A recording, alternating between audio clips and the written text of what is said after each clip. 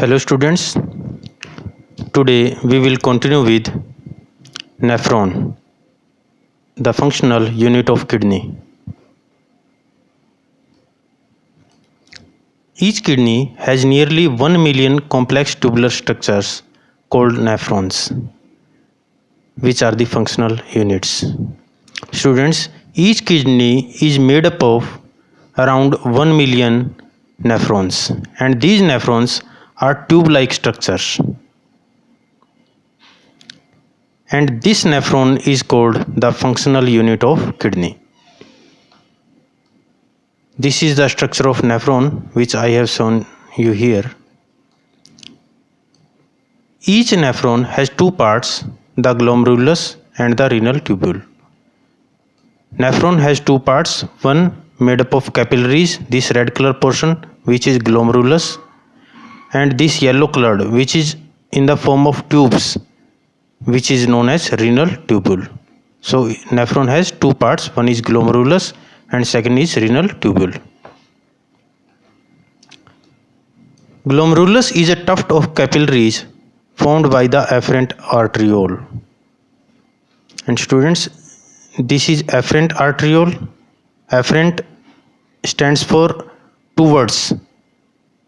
So this arteriole carries blood towards the kidney, so it is known as afferent arteriole. As this artery is carrying blood towards the Bowman's capsule or towards the glomerulus, so it is known as afferent arteriole. Whereas the arteriole which will carry blood away from the glomerulus will be called efferent arteriole. Efferent is used to denote from, means from the glomerulus. The arteriole which carries blood from the glomerulus is known as efferent arteriole. So this efferent arteriole is the branch of renal artery. Renal artery, the artery supplying the kidney is known as renal artery, which gives out the branch afferent arteriole, which further divides to form a bunch of capillaries, and this bunch of capillaries is known as glomerulus. So glomerulus is a tuft of capillaries formed by the afferent arteriole, a fine branch of renal artery. Blood from the glomerulus is carried away by an efferent arteriole. So blood from this glomerulus is carried away by the efferent arteriole. Now renal tubule begins with a double-walled cup called the double-walled cup-like structure called the Bowman's capsule. This is Bowman's capsule. This is double-walled. One wall is this inner wall and this is outer wall. So this is a double-walled cup-like structure which is known as Bowman's capsule. And Bowman's capsule encloses the glomerulus. As you are seeing, this Bowman's capsule encloses the glomerulus, which is the bunch of capillaries.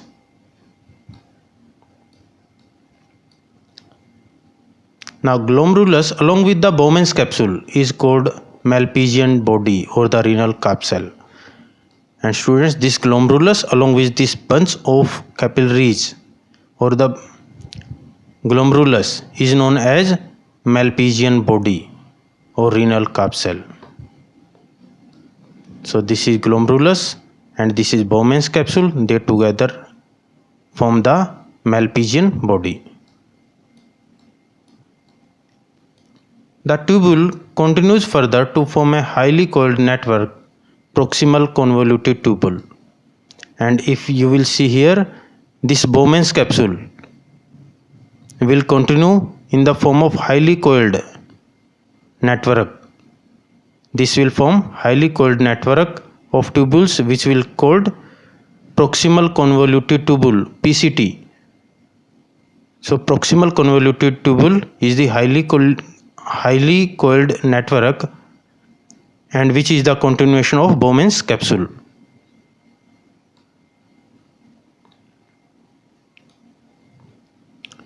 A hairpin shaped Henle's loop is the next part of the tubule, which has a descending and an ascending limb. So the first part of this renal tubule was Bowman's capsule, the second part of renal tubule was proximal convolutive tuple, and third part is Henle's loop. This Henle loop is the hairpin like structure. This is hairpin like structure which is known as Henle's loop, and this Henle's loop has one descending limb and one ascending limb. This is the descending limb of loop of Henle, and this is the ascending limb of loop of Henle.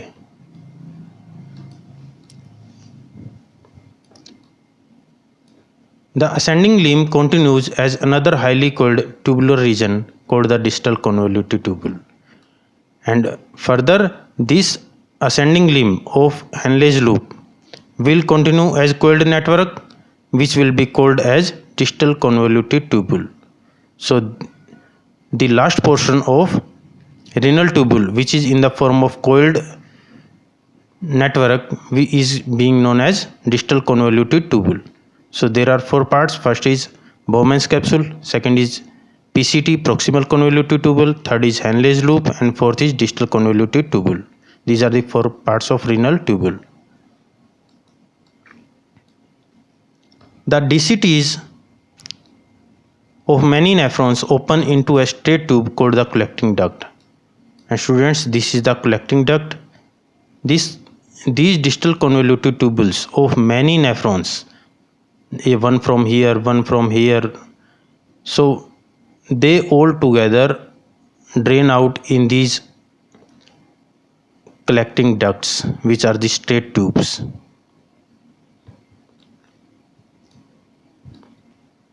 The collecting ducts through medullary pyramids converge and open into the renal pelvis. So the collecting ducts from the renal cortex, they converge towards this is renal pelvis. They converge towards the renal pelvis through the medullary pyramids. So the collecting ducts of nephrons, they converge through the medullary pyramids towards the renal pelvis, and they will drain the urine in the renal pelvis.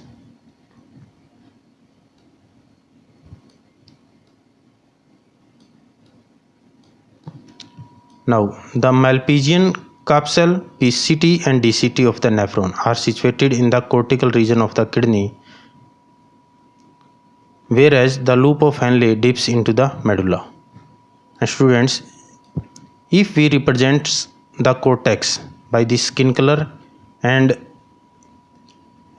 renal medulla by this orange color, we will see that Malpighian capsule, proximal convolutive tubule, and distal convolutive tubule. This is distal tubule, this is proximal tubule, this is Malpighian body. So they all together, they end up in the cortical region of the kidney, whereas this loop of Henle, this is extending into the medullary region.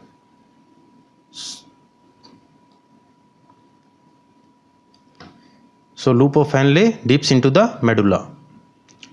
In majority of the nephrons, the loop of Henle is too short and extends only very little into the medulla. And in most of the nephrons, this loop of Henle is short and this dips to a small extent into the medulla, and these nephrons are known as cortical nephrons. These nephrons are called as cortical nephrons.